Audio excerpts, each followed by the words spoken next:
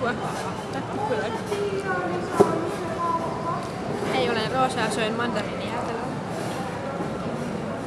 Se söi sen jo. Mä en syönyt.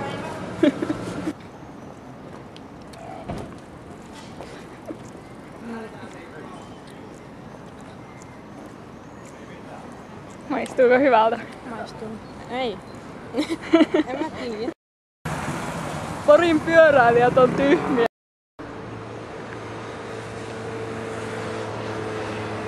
Taavi. Taavi on aika kiva nimi.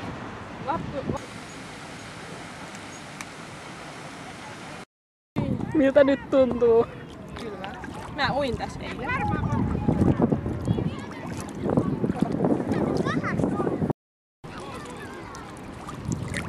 Hui! Oi, se on ollutkaan niin lähellä sua näin.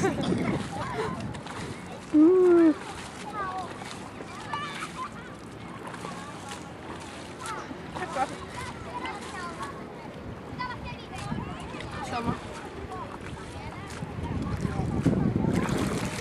Mitä sä teet sille?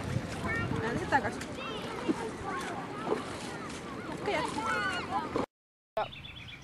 Ne etti sitä lähdettä, mistä pystyy niinku ottaa sitä juotavaa, et sit niinku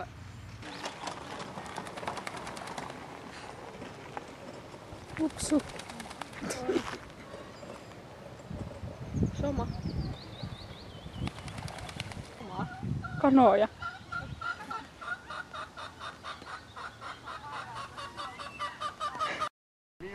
Me sanottiin pienen, että jos sitä kehuu, niin sit se levi. Kehu sitä. Olet tosi kaunis, Riikinku. Rosa, se toimii. Tänne! Tuu! Mitä ihme ääniä mä teen? Oh!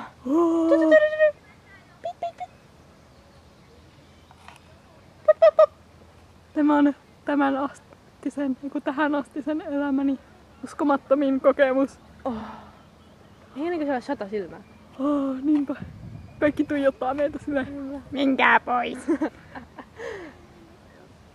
Kohta se hyökkää tulee. Joo, se lähtee juoksemaan. Törmää aitaa. Raukka.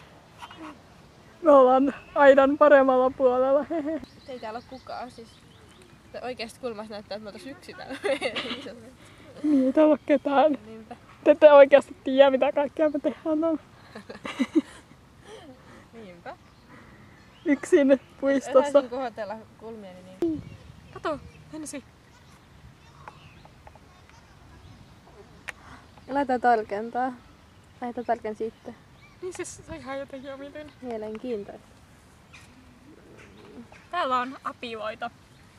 Mä voin tehdä teille 4 apilaa. Tässä on 6 apilaa. Vilma tekee meille 4 apilaa. Okay. Apua! Et tykkää. Sillä välin kun Vilma tekee, niin minä kuvaan tätä.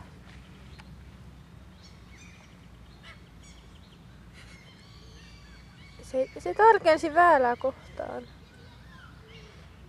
Olen valmis. Vilma on valmis. Katsokaa. Lasketaanpa. 1, 2, 3, 4. Rosa imee nyt kyllä sääski. Hyi! Hyi sääski. Se on hyttynen. Se on sääski. Jos ette kuitenkaan tiedä mikä on sääski, niin se en mä tiedä. Jos kaikki Vilman kaverit on lappilaisia. Apua. Mutta täällä Porissa on vain hyttysiä. Tyhmä Pori. Porilaiset on vähän jännää porukkaa. Mun pappa tuli käymään, vaikka sä kuvat mua, mä selitän. Anteeksi. Niin.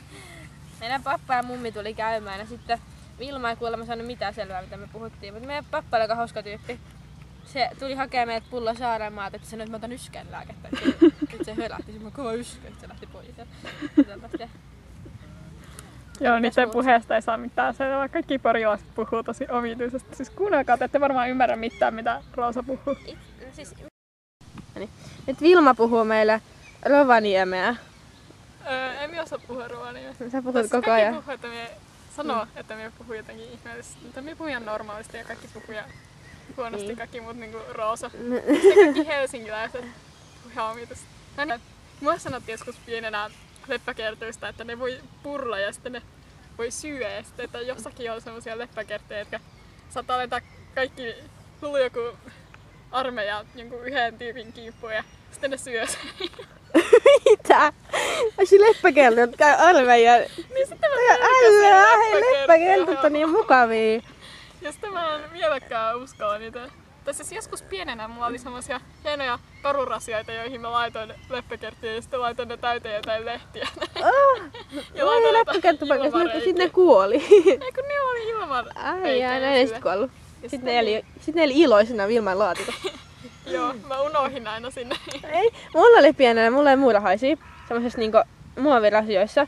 Sitten mä ajattelin, kun mä näin kaikissa leffoissa, kun niinku muurahaiset niinku rakensivat semmosia niinku käytäviä sinne, ja sit niistä pystyi katsomaan. Sitten ne rakentanut, ne vaan oli siellä yhtäkkiä, sitten ne meni siellä kippuraan, sitten mä huomasin, että ne kuoli. Sitten se oli ihan tyhmää, siis mä en tiedä mitä mun olisi pitänyt tehdä, koska sit kun niinku, sit ne alkoi kiipeilemään yli sieltä reunoista. Mitä se ei kuvaa?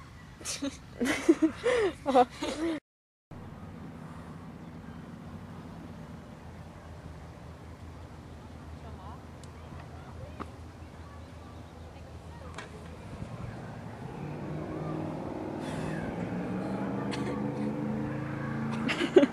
Nyt se tukehtuu.